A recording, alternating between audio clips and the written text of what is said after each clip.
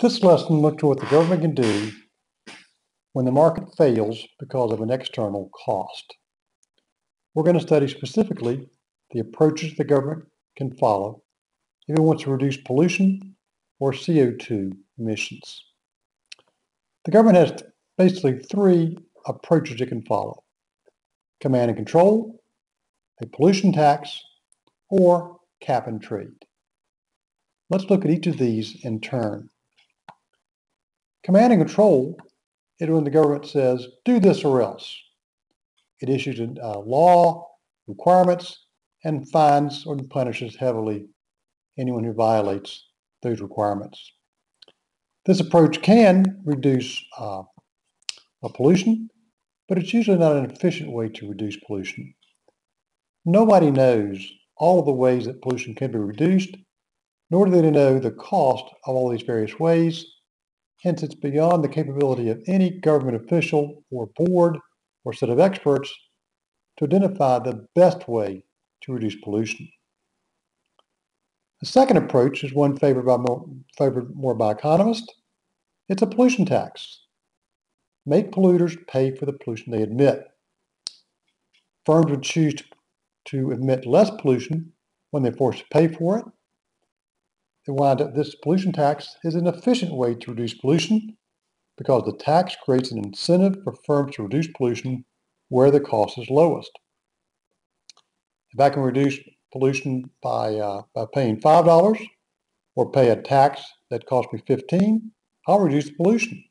So if the cost is low, I'll reduce. On the other hand, if it costs me $25 to reduce pollution and the fine's only $15, I'll simply pay the fine.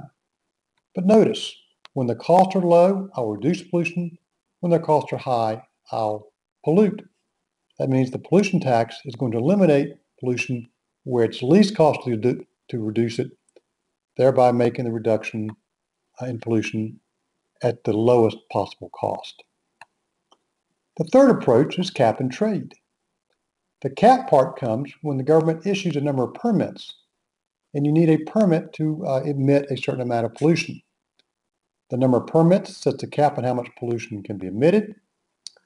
The trade part comes along after the permits have been issued. Trade lets firms with high cost of reducing pollution buy permits from firms with low cost.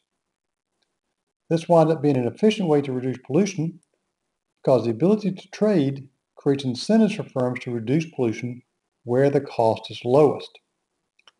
If I'm a firm and I can reduce pollution by $5, another firm has to pay $25 to reduce pollution, we can reach an agreement. The high cost firm can purchase a permit from me, pay me a price above $5, but below $25. Each of us will be better off than we would be without the trade. And the result is, instead of paying $25 by the high cost firm to reduce pollution, I'll only pay $5 to reduce pollution. So trading these permits tends to move pollution reduction to the firms with the lowest possible cost. And we'll do this automatically because it's in our self-interest to find where costs are lowest and trade permits to result in that efficient reduction of pollution.